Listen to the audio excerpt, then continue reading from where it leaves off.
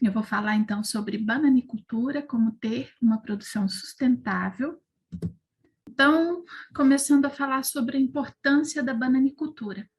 Então, é até redundante, né? Falar sobre a importância da bananicultura, que a gente sabe o quanto essa cultura é importante.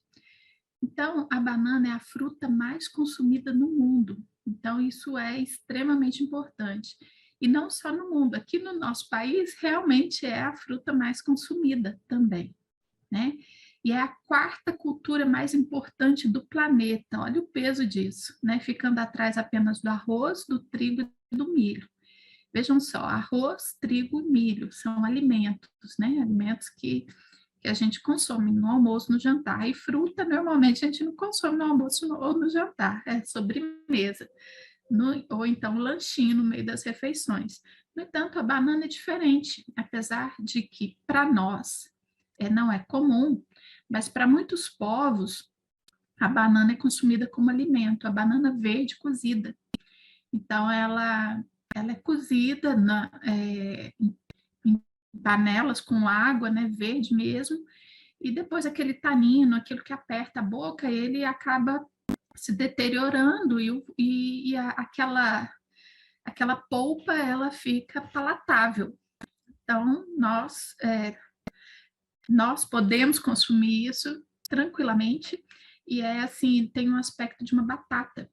E tem também, e aí é um prato neutro, né? Ele pode ser doce ou salgado, dependendo da preparação. Então, por isso, a banana ela tem essa importância muito grande, porque ela não é só uma fruta, embora nós brasileiros a conhecemos como uma fruta, mas ela também é um alimento utilizado nas principais refeições de muitos povos. Inclusive, se fosse aqui no Brasil, a gente tem uma população carente muito grande, né? Se pudesse utilizar isso dessa forma, esse fruto também seria bastante importante.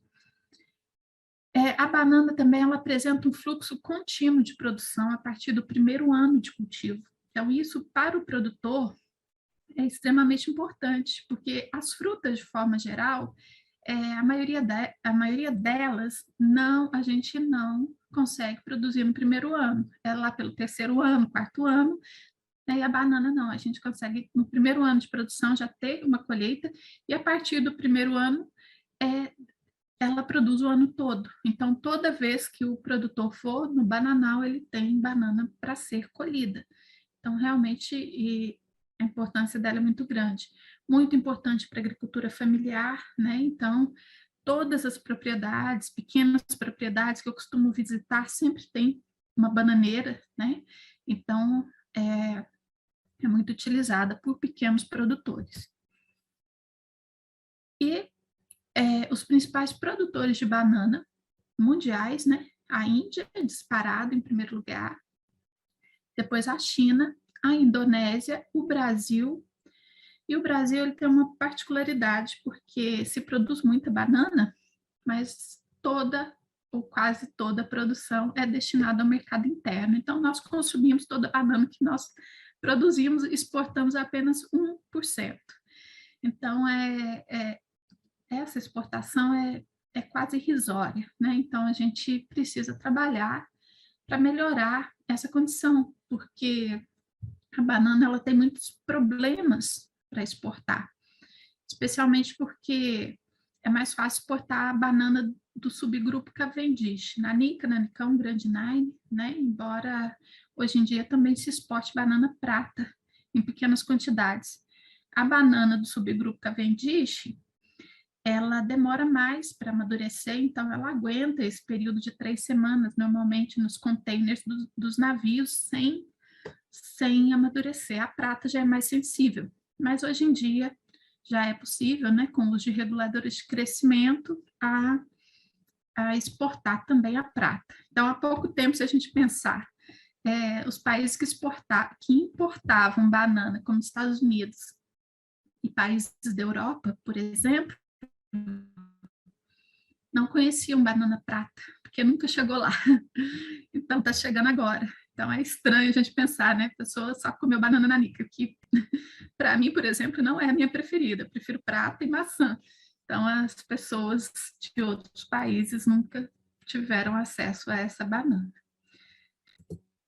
Bom, se a gente considerar só o Brasil, vamos ver quais são as frutas que são mais produzidas. Embora a banana é a mais consumida, ela não é a fruta mais produzida. A fruta mais produzida no Brasil é laranja, limão, tangerina, as frutas, né? Que é citros de forma geral. Nós produzimos 48,2% dos citros, de todas as frutas que nós produzimos, esse volume é de citros. E nós exportamos muito na forma de suco de laranja, né? Suco de laranja concentrado congelado. Então, a fruta que a gente mais exporta é laranja. Banana é a segunda fruta mais produzida no país. Então, tem 16,7% de todas as frutas produzidas é banana. Seguido de abacaxi, 6,7%, coco, 6,5%, melancia, 5,2% e o mamão, 3,5%. Então, a banana, gente, só a banana, esse setor da bananicultura, ele movimenta 13,8 bilhões de reais por ano. Então, é um volume muito alto.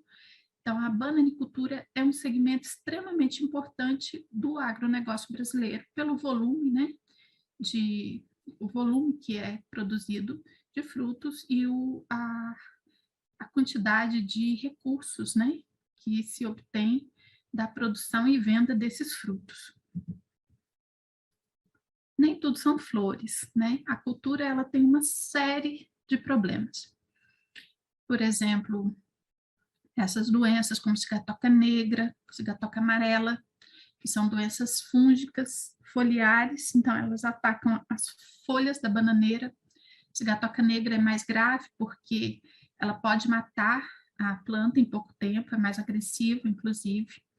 A cigatoca amarela, ela não mata a planta, mas ela causa uma diminuição grande na produtividade por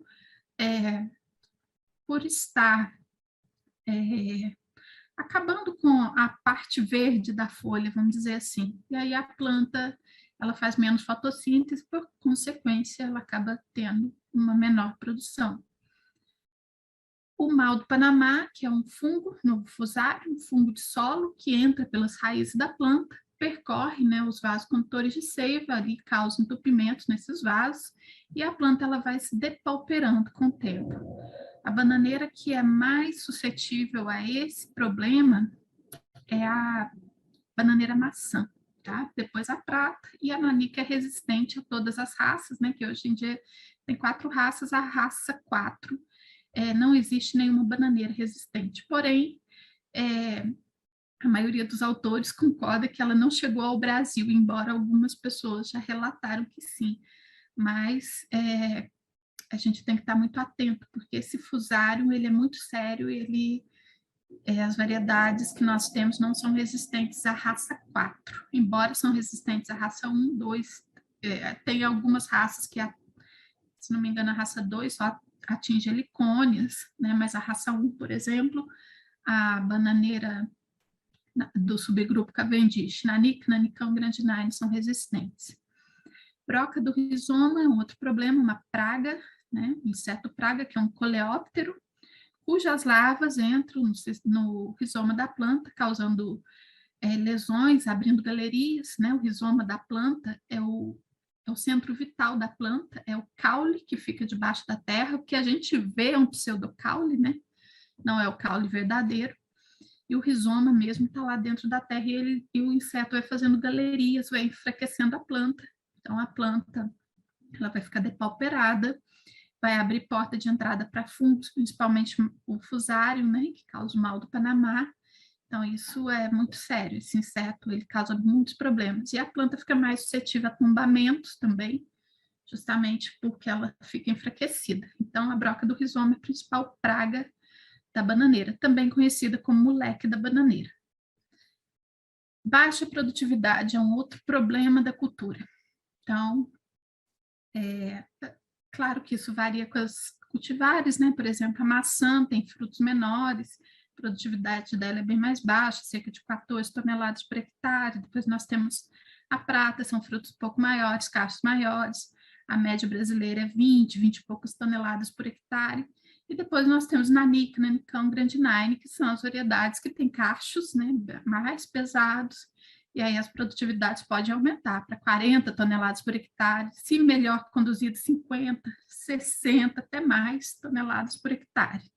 Né? Então, mas de forma geral, a produtividade no Brasil de bananeira é bem baixa. Ciclo longo também é um problema que nós temos que tentar resolver, embora o ciclo ele mude com temperaturas, com altitudes, né? Temperatura e altitude está bem relacionada. Quanto mais quente, mais acelerado o ciclo, quanto mais frio, mais retardado é esse ciclo. Então, por exemplo, aqui em Minas, no sul de Minas, uma banana pratanã, ela produz com 14 meses. Lá na região de Cruz das Almas, na Bahia, ela produz com 8 meses.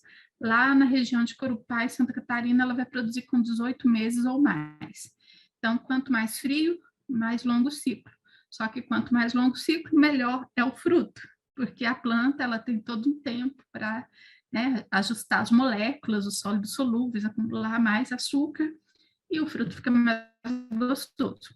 Então, né, é uma faca de dois gumes, tem os prós e os contras. Porte alto é um outro problema da bananeira, né? A maioria das bananeiras que a gente conhece, elas, a maioria não, muitas bananeiras têm porte alto e isso prejudica muito o manejo da cultura. Por exemplo, a prata comum, ela tem 8 metros de altura, a prata anã tem 3. Então, já foi feito um trabalho de melhoramento abaixando esse tamanho da planta, embora ainda muitas variedades têm porte alto. Bom, para a gente ter uma produção sustentável, nós precisamos escolher a variedade certa. Né? Então, para escolher a variedade, nós temos que ter muito cuidado, porque nós temos que ver se nós vamos querer qualidade de fruto ou se nós vamos querer resistência de plantas, porque as duas coisas a gente não consegue. Numa produção sustentável, é extremamente interessante a gente ter variedades resistentes. Então, por exemplo, nós temos essas 4 cultivares aqui, Caipira, Tapmeu, Pacovan, Quem, Fia Maravilha. São variedades que não são assim tão aceitas no mercado, embora Pacovan, em muitos lugares, sim, só que ela lembra uma prata, uma banana prata grande, uma banana prata do tamanho de nanica. Então, em muitos lugares ela não é bem aceita. Aqui na minha região, em Minas, ela não é bem aceita pelo tamanho. E outras pelo sabor. Só que todas elas são resistentes às principais doenças da cultura, cigarrotoca amarelo, cigarrotoca negra e mal do Panamá. E algumas são resistentes ou moderadamente resistentes à broca do rizoma. Então, isso aqui, para manejo da planta, é ótimo. O problema é que no comércio há alguns problemas em relação à comercialização. Algumas variedades, como a platina, por exemplo. Platina também tem resistência às principais doenças da cultura, só que ela não é prata, mas ela lembra muito a prata. E o produtor tenta comercializá-la como prata, e aí acaba dando problema. Embora para nós, no supermercado, quando a gente chega no supermercado, vai ter prata, maçã e nanica. Né? Não tem, por exemplo, platina, não tem FIA 18, não tem outras variedades, embora muitas delas possam ser, mas o dono do mercado vai lá e põe que é prata, porque outras variedades pode não ter saída. E aí isso acaba enganando o consumidor, a gente acaba comendo um fruto com sabor menos agradável, sabendo que, e achando que é prata, e na verdade não é. Então, o produtor, ele tem ele tem esse desafio de, se tiver uma variedade com sabor que não é tão agradável, ele tem uma certa dificuldade nas vendas. Outras variedades que têm certa resistência a doenças importantes, né, não todas aquelas, mas algumas delas, nós temos a Corupá, que pertence ao subgrupo Cavendish, que foi desenvolvida pela Epagre, em Santa Catarina, a Beluna, que também foi desenvolvida pela Epagre e pela Embrapa, né, numa parceria. Essas duas, né, são selecionadas lá para Santa Catarina.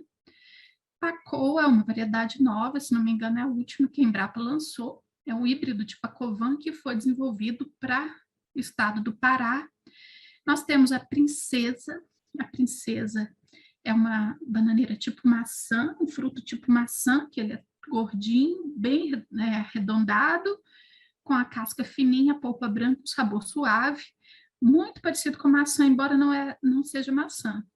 Então, tem isso também, do produtor tentar vender princesa como maçã. Não, a princesa tem o seu lugar, só que ela deve ser vendida como princesa e não como maçã. Ela é muito saborosa também, mas quem come sabe que não é maçã, né? Então, a gente tem que tomar esses cuidados. Preciosa também é um híbrido de Pacovan, também foi lançado faz pouco tempo.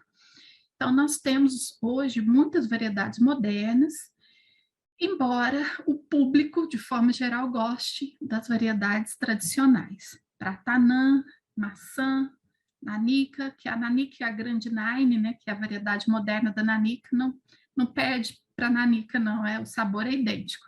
Mas as demais variações, né, elas acabam modificando um pouco o sabor. Esqueci de colocar aqui, mas tem a Pratanã clone Gorutuba e a Pratanã clone Catarina. Ambas foram desenvolvidas pelos mesmos parentais, só que uma foi selecionada lá na cidade de Gorutuba, no norte de Minas, pela IPAMIG, e a outra foi selecionada lá em Santa Catarina, na EPAGRE. São híbridos muito bons, eles são superiores que a Pratanã normal, né, mais produtivos, e tem um pouco mais de resistência ao mal do Panamá, embora ainda é considerado medianamente suscetível, não tem uma resistência total, mas são variedades interessantes. Bom, escolhida a variedade, nós temos que comprar as mudas. Então, gente, hoje em dia não se usa mais pegar a muda do vizinho. Né? Por exemplo, eu quero chifre, chifrinho, chifrão, aquelas mudas de antigamente, vou levar isso para minha propriedade. É muito, muito arriscado. Porque quando a gente pega essas mudas, ela vem com solo, né? Ela pode vir com nematóide, ela pode vir com fusário, né? Mal do Panamá, pode vir com broca do rizoma. Então, hoje, existem muitas biofábricas de bananas, né, espalhadas no nosso país, e são com custos, né, relativamente baixos em vista de mudas de outras frutíferas. Então, vale a pena investir em uma muda de cultura de tecidos, uma muda de biofábrica, né, que tenha qualidade certificada, e não utilizar a muda dos vizinhos, porque o barato pode sair caro.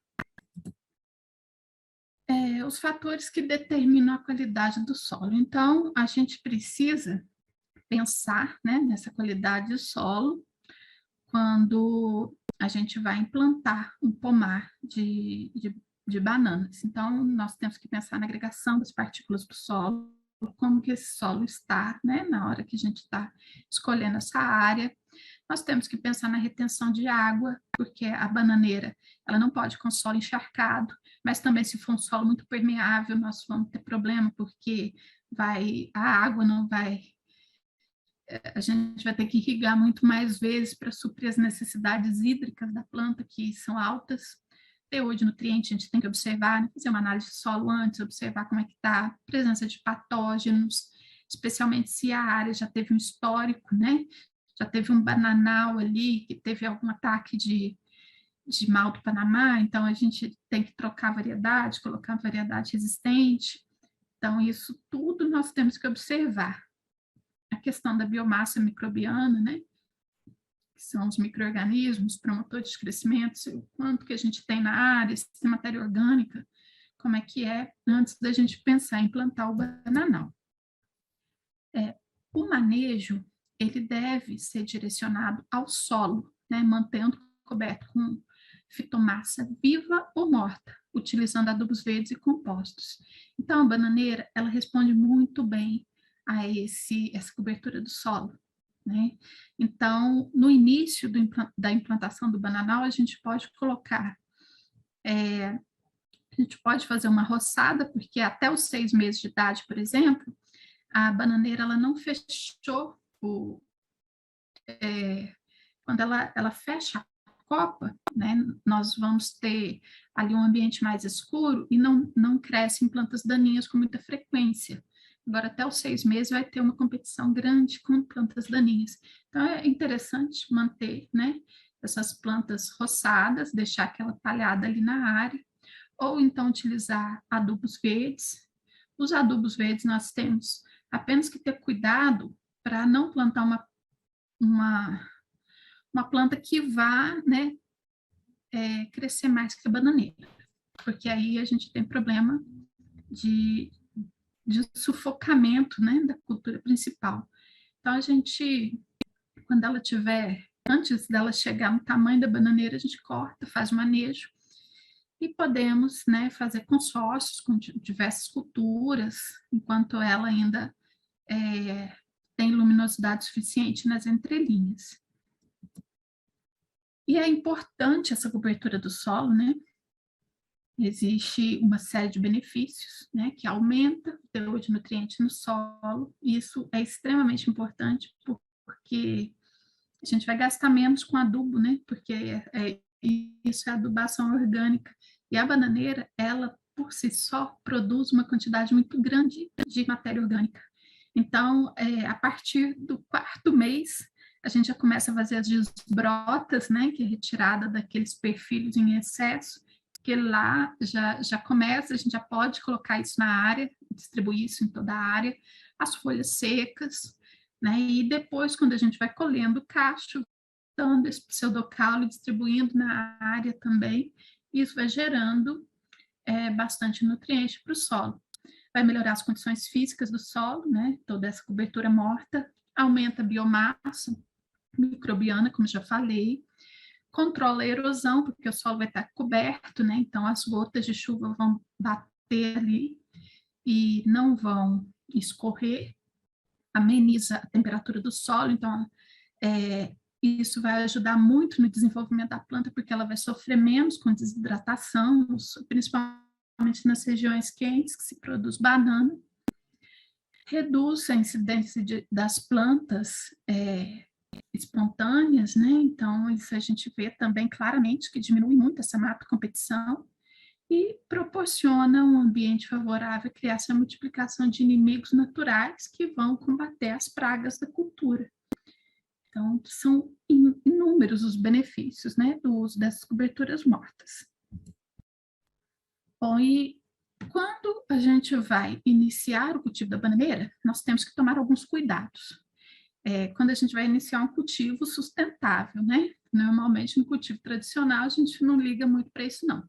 Mas nas culturas sustentáveis é interessante a gente usar, por exemplo, cultivo em faixa. O que é um cultivo em faixa? Principalmente se a gente tiver uma área de declive, é interessante plantar faixas de vegetação diferente. Então, por exemplo, a gente planta 100 metros, uma faixa de 100 metros com bananeira. Dali a pouco, os próximos 100 metros para baixo com abacaxi, os próximos 100 metros para baixo com pitaia, os próximos 100 metros para baixo com uma outra frutífera que também cresça em condições climáticas favoráveis a todas as outras, né? Então, isso é interessante porque aumenta a diversidade da cultura e também auxilia em muitos pontos importantes, especialmente na erosão. Então, quando a água vai dar aquela chuva e a água vai escorrer pelo solo, ela vai encontrar vários obstáculos diferentes, né? Culturas diferentes, coberturas de solo diferentes, e isso dificulta, cria obstáculos, né, para o escorrimento superficial da água. Então, cordões de contorno, esses cordões de contorno são se a pessoa não quiser plantar diferentes tipos de cultura, ela pode optar por plantar só a bananeira. Mas é interessante que se coloque os cordões de contorno em algum espaçamento, por exemplo, a cada 100 metros. A cada 100 metros eu vou fazer um cordão de contorno com cana-de-açúcar, por exemplo, ou com algum capim colunhão, capim elefante, alguma planta que cresça no formato de touceira, né? Então, esses cordões, eles também vão fazer a mesma função de criar obstáculos para que a água não leve embora o nosso solo, a camada mais fértil do nosso solo. Terraceamento também, se tiver, né, área declivosa, é importante ser feito. Escolha da época ideal de plantio, porque nós não podemos plantar se tiver irrigação, a gente pode plantar o ano todo, exceto nos meses mais frios, que ela realmente sente. Mas se o frio não for uma limitação, né, se for em regiões quentes, pode plantar o ano todo desde que tenha irrigação. Se não tiver irrigação, a gente tem que começar no início do período chuvoso, e não no momento em que tiver uma chuva muito forte, muito abundante, um período que mais chove, por exemplo, no mês de janeiro, que mais chove aqui na nossa região. Isso pode ser problema porque a bananeira muito jovem, ela é muito sensível, né, ao excesso de água no solo também. Então, planta ali para outubro, né, que aí as chuvas estão começando a chegar, a planta não vai passar nenhuma necessidade hídrica e nem excesso. Escolha do espaçamento e densidade adequados. Então, para a bananeira, a gente pode fazer um plantio mais adensado ou pode fazer um plantio mais espaçado. Isso depende, né, do que o produtor quer, do tipo de variedade que ele está utilizando. Só que a gente tem que lembrar que quanto mais adensado, maior o microclima que a gente cria ali dentro para pragas e doenças. Então, isso também nós temos que levar em consideração. Fileiras duplas, que são mais interessantes, porque a gente pode pôr 2 fileiras mais próximas e as outras distantes, a cada 2 fileiras, né, próximas, uma distante. Por quê? Porque nas fileiras próximas a gente pode utilizar o mesmo sistema de irrigação, por exemplo, a mesma mangueira já rega 2 plantas, e a gente tem um espaço maior depois, se quiser cultivar, principalmente no primeiro ano da cultura, a gente pode colocar uma cultura anual ali, né, e vai dar tudo certo. Irrigação e fertirrigação, então a bananeira é uma planta que necessita realmente de água, então a gente tem que irrigar para grandes produtividades. A fertirrigação é importante, né? Então, quando se faz irrigação, automaticamente se faz a fertirrigação. A nutrição tem que ser muito bem balanceada. Então, a bananeira é uma planta que exige mais potássio, nitrogênio. Então, nós temos que fazer uma adubação bem balanceada com base em análise de solo. A capina, ela é extremamente importante, como eu já disse, até os 6 primeiros meses de vida da planta. Quebra-vento é importante também para evitar doença, disseminação de doença, ajuda bastante, então é importante também. E agora já mudando de assunto, já falando sobre o manejo integrado de doenças, então a bananeira, como a gente já discutiu um pouquinho, ela tem muitos problemas com doenças. Então nós temos aí esse gatoca negra, nessa foto aqui de cima, vocês podem observar que as lesões são bem mais enegrecidas, os gatoca amarelo, as lesões mais amarelas, como o próprio nome disse, e aqui o mal do Panamá, em que a gente precisa fazer um corte no pseudocaule para poder observar esse anel, né, de descoloração causado pelo fungo. Então, como resolver esses problemas de maneira sustentável? Primeiro, com variedades resistentes, como eu já disse. É interessante, como eu falei que as variedades resistentes elas podem não ser tão bem aceitas no mercado, então é interessante que o produtor possa mesclar, então, as variedades resistentes suscetíveis na mesma área, isso pode ajudar um pouco também. E fazer controle cultural. Então, como que é esse controle cultural das doenças? Então, prestar bastante atenção na drenagem. Então, bananeira não tolera encharcamento de solo, e ela morre em 24 horas se tiver em um local alagado, né? Então, nós temos que tomar muito cuidado. E se tiver excesso de umidade do solo, não necessariamente alagado, mas excesso de umidade, nós vamos ter uma série de problemas relacionados a doenças fúngicas. O manejo da vegetação natural, né, que a gente já falou, a vegetação espontânea.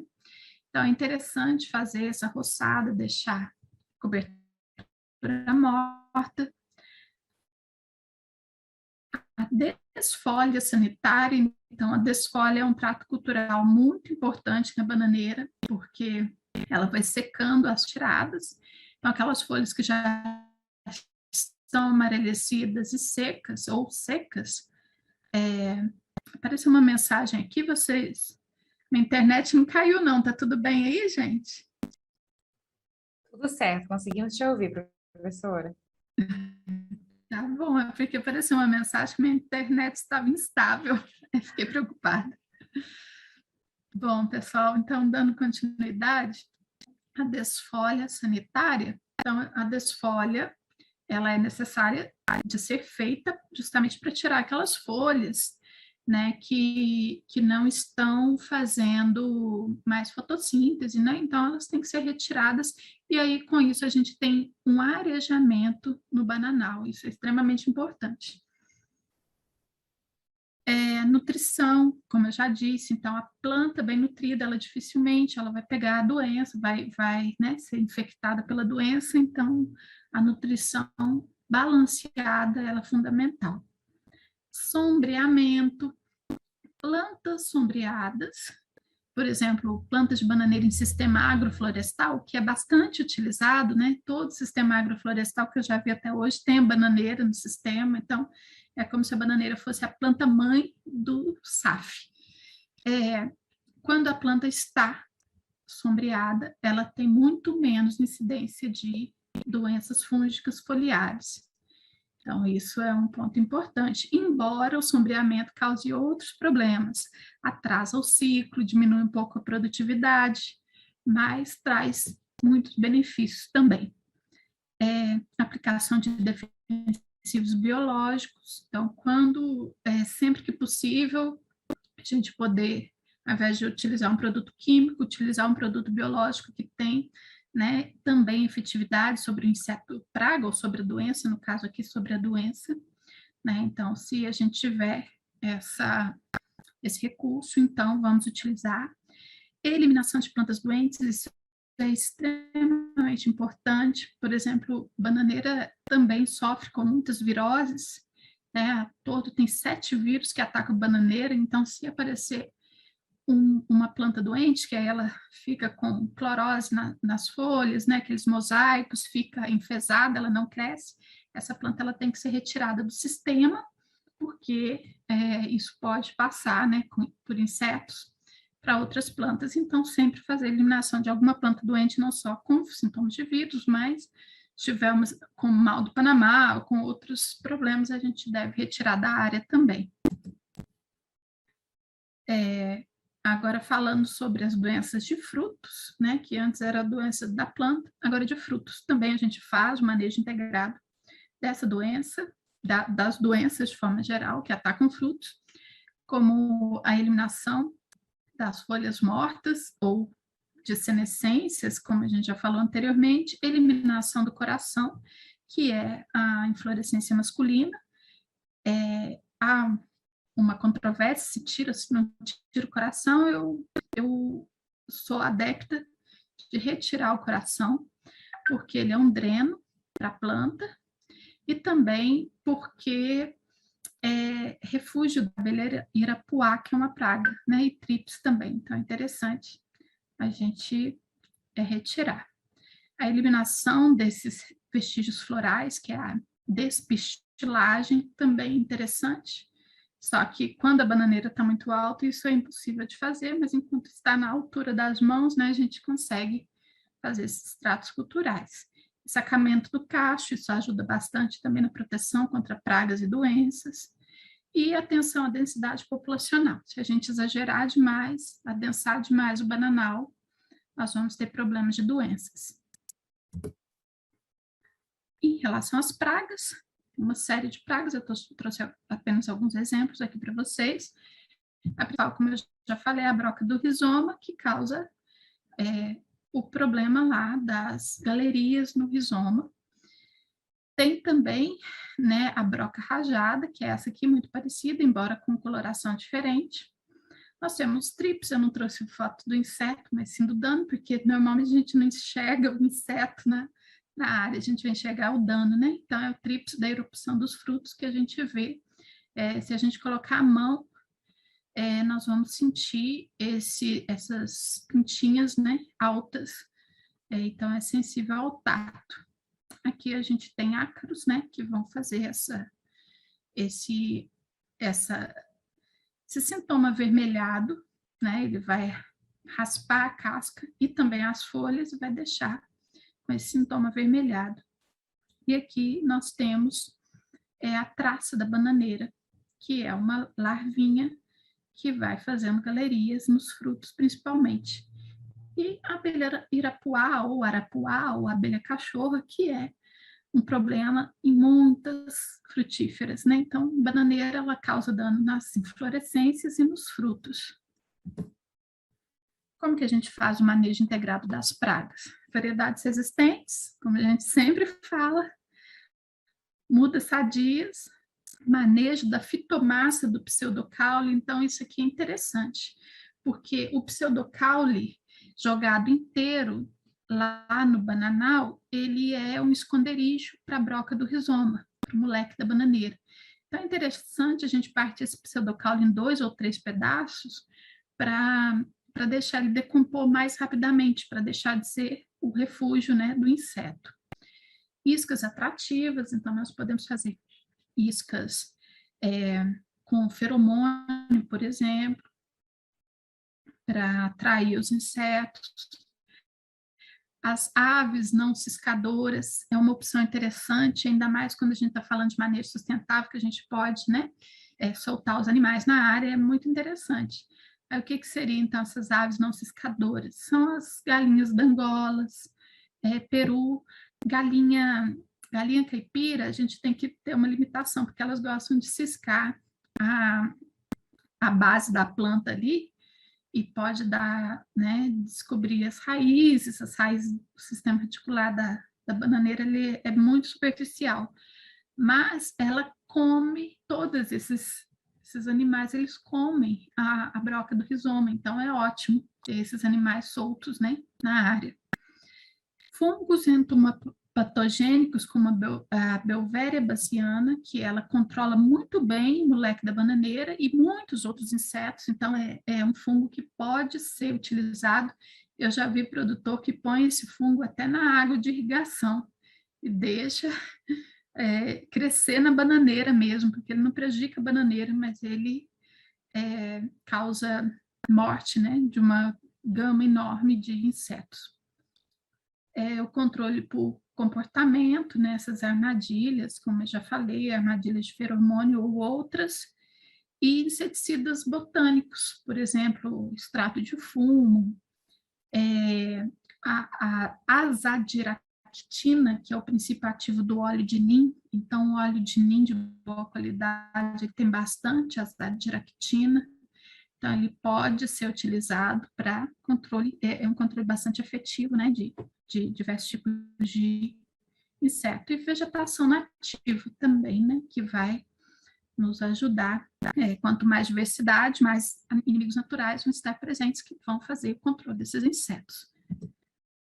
Bom, já mudando aqui para a colheita, né, então a colheita da bananeira, para a gente ter sucesso, a gente precisa colher no ponto certo, né, então a bananeira, ela, para a gente saber, para o leigo, né, aquela pessoa que não está acostumada no dia a dia, como saber se a banana está no ponto. Então, existe, né, os calibres que a gente coloca no fruto e observa se esse calibre é um metalzinho, assim, um semi-anel, que a gente coloca nas pencas, na segunda penca, né, os frutos do meio, ali, e observa se o anel ele está encaixadinho no fruto ou se ele ficou bambo. Se ele ficou bambo, significa que o fruto precisa encher mais, né? Então, pode ficar mais na planta. Uma forma empírica, né, também de saber encostar naqueles vestígios florais, se a gente não arrancou eles antes, se encostar o dedo no vestígio floral e ele cair, está no ponto. Se ficar grudadinho ali ainda, ela pode ficar um pouco mais no campo. E aí sempre precisa de 2 pessoas, uma para segurar o cacho, a outra para cortar um engaço. E na hora de carregar esse fruto, se ele não for carregado, né, com bastante cuidado, ele vai manchar. Porque a banana, enquanto ela está verde, a gente não vai ver nada, mas depois que ela amadurece, ela vai ficar, né, cheia de manchinhas que, danosas ao fruto. Então, se pode carregar no carrinho de mão, né, colocar umas almofadas, colocar no ombro com uma almofada, justamente para proteger o fruto. Agora, nas grandes empresas, né, existem cabos aéreos que são passados por todos os talhões do bananal, inclusive tem cuidado de colocar uma cobertura de sombrite para as plantas, para os frutos não pegarem o sol direto, né? E eles ficam exatamente na mesma posição que eles estavam, na posição da planta, justamente para não encostar em nada e para não causar nenhum dano. E aí tem essas roldanas de metal e ganchos que vão levar esse fruto até o packing house.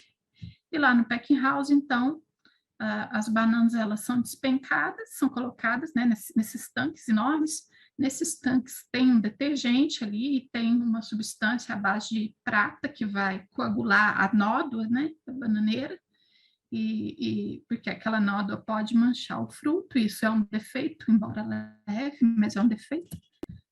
Depois passa, né, por toda uma classificação, são divididas em buquês, que a gente fala, né, que são as pencas são partidas em pedaços menores, são os buquês, colocam um selo.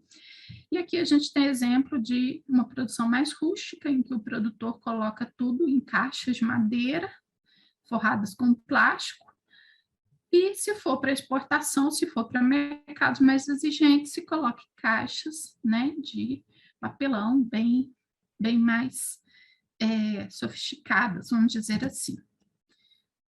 Depois de lavado e selecionado, essas bananas elas vão para uma câmara para levarem um banho de etileno, de gás, na verdade, né? Então, essas câmaras são herméticas, existe um equipamento que vai bombardear, né, o nitrogênio, o etileno ali. Normalmente se coloca aqueles balões de oxigênio também para ajudar a veicular, né, o etileno. E ali, né, dependendo da banana nanica, ela precisa de doses maiores, eu acho que precisa de 24 horas, de 48 horas nesses containers, nessas salinhas, nessas câmaras que ficam dentro do packing house, para amadurecer, né, sendo submetida ao etileno. A banana prata precisa menos, eu acho que ela precisa de 24 horas, se não me engano, uma dose menor. Depois são comercializadas, né? Podem ser comercializadas em forma de penca, embora a gente não veja muito, porque a penca tem, em média, 12 frutos. Hoje em dia as famílias são menores, né? Então, se prefere levar bananas em buquês, que são, né, a penca dividida em 2 ou 3 partes, ou na forma de uma única banana, que se chama single, né? Banana sozinha ali numa embalagem, embora aqui na minha região, que é uma cidade pequena, a gente não vê com muita frequência a banana sozinha ali, mas nos grandes centros é bem comum. Bom, e na colheita e na pós-colheita são gerados uma série de resíduos, né? E esses resíduos, eles podem ser muito bem aproveitados na forma de vários produtos. Eu vou falar rapidamente aqui para vocês sobre eles. Então, por exemplo, o pseudocaule. Então, o pseudocaule, ele, depois que a banana ela é colhida, o pseudocaule ele é jogado ali nas entrelinhas da cultura e ele vira adubo, né? Ou ele pode ser compostado, né, numa forma em um outro local que não as entrelinhas da cultura, e ali ele também vira adubo e volta para a cultura. Há também muitas artesãs que adoram utilizar a palha do pseudocaule da bananeira para fazer artesanato, como cestas, chapéus, uma série de produtos, né, que podem ser feitos com diversas palhas de outras culturas, também pode ser feito com a palha da bananeira. Então, material riquíssimo, muito interessante, né, que gera renda, inclusive para as famílias que produzem banana, porque também podem, né, fazer uso desse tipo de material para aumentar a renda da família.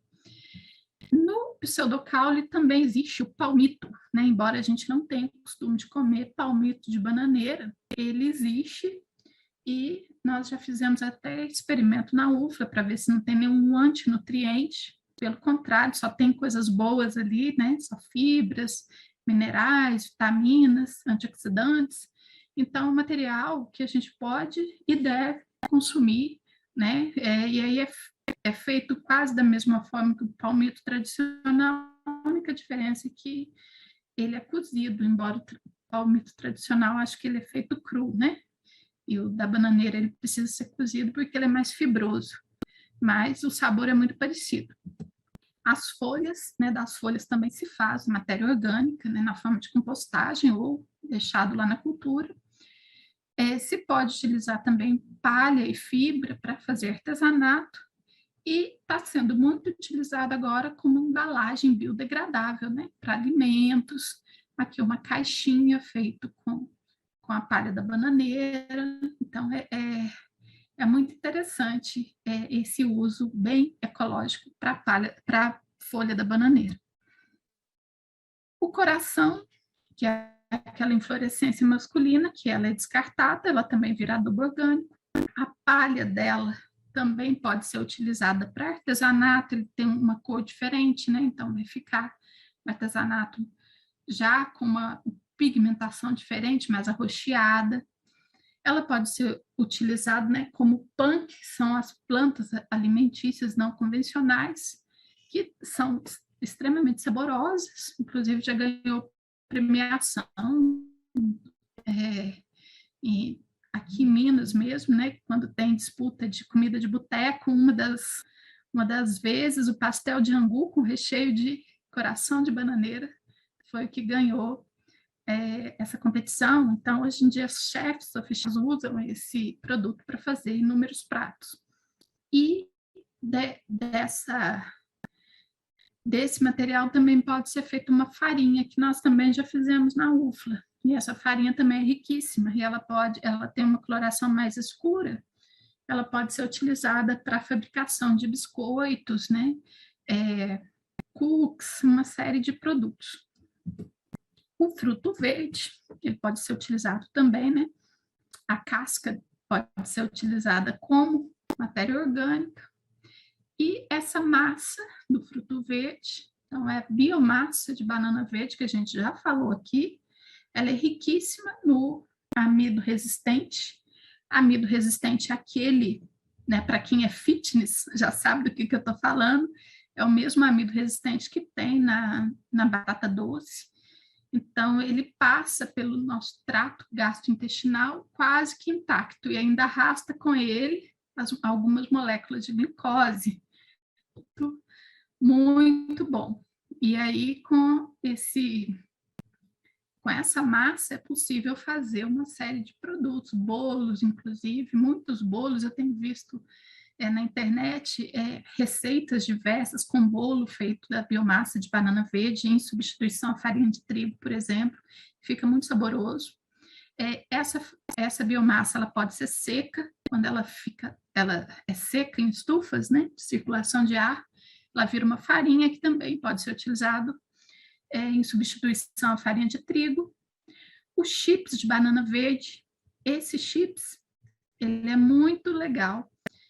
Aqui na minha região tem um produtor que começou com pouquíssimos pés de banana no seu quintal, e ele começou a fabricar na própria cozinha esses chips e vender. E ele colocava os condimentos, sabor de bacon, sabor de queijo e outros, e empacotava em saquinhos e comercializava. E isso foi ficando bem interessante, ele foi tendo que plantar mais plantas, hoje ele tem 5 hectares só destinados para a fabricação de chips de bananeira, né? E o chip se faz com a banana verde fatiadinha. fica muito parecido com o gosto da mandioca frita, na minha opinião, né? Ele fica bem crocante, bem gostoso. E então gera ainda renda extra para a pessoa que tiver criatividade e quiser aproveitar. Então dá para aproveitar os chips, dá para aproveitar a biomassa, o palmito, além do fruto, né? Uma série de outras coisas. E com fruto maduro, que dá para consumir o fruto in natura, que é o que a gente mais faz, e a partir do fruto maduro se faz o purê. O purê é a matéria orgânica de indústrias para todo tipo de produto feito à base de banana. Então, primeiro se faz o purê, que é essa banana amassada, né, e pasteurizada, sem a casca, e aí passa por os diversos processos para todo tipo de produto. Para a bananada, essa é a base, né? Para a bananada é o purê, balas, doces, bolos, sorvetes, néctar, né? Néctar é aquele suco que é colocado em caixinhas, então, acho que tem que ter pelo menos 30% de polpa de fruta para ser considerado néctar, e ali ainda coloca açúcar, conservante e água. Na verdade, não é saudável, né? Mas é muito comercial. E a banana passa, né? Que é um produto também bem nobre, bem caro, que agrega bastante valor para o fruto da banana. Bom, voltando a falar da sustentabilidade, existem hoje 13 indicadores de sustentabilidade para os sistemas de produção de banana em uso no Brasil. Então, o que foi feito? Se pegou bananas produzidas de forma convencional, sob manejo integrado, que é um outro sistema em que não é orgânico, mas tem um controle mais rigoroso sobre a aplicação de produtos químicos, e o produto orgânico que não usa molécula química alguma. Então, partindo desses 3 tipos de sistema de produção, começou-se a observar vários parâmetros por anos, acho que, se não me engano, 12 anos. E ali se observou o quê? Preservação do solo e da água, otimização de recursos naturais, uso de variedades melhoradas, uso de insumos externos, por exemplo, produtos químicos, ciclagem de nutrientes, qualidade de frutos sem contaminação, preservação de biodiversidade, manejo integrado de pragas e doenças, perdas na pós-colheita, custo de produção, competitividade no mercado, segurança no trabalho e segurança de alimentos. E aí, o que foi observado? Então, com base em todos esses parâmetros, né, foram os 13 parâmetros, observou-se, então, esses 3 sistemas produtivos, e aí conseguiu-se chegar à conclusão que o sistema integrado, que é esse que usa menos produtos químicos, embora se permita usar os produtos químicos, só que os culturais, o uso de produtos biológicos, eles sempre são mais importantes. O produto químico é a última coisa que a pessoa, se nada funcionar, usa o produto químico, normalmente funciona, né? Então, o sistema integrado e o orgânico, eles foram ditos como sustentáveis, tiveram, né, as notas mais altas no parâmetro de sustentabilidade em relação àqueles 13 pontos que nós falamos anteriormente. Então, tanto o sistema integrado quanto o sistema orgânico, eles são interessantes para serem utilizados. E, então, só para a gente concluir, quais que são, o que a gente pode esperar, né, para os próximos anos, aí, em relação à bananicultura?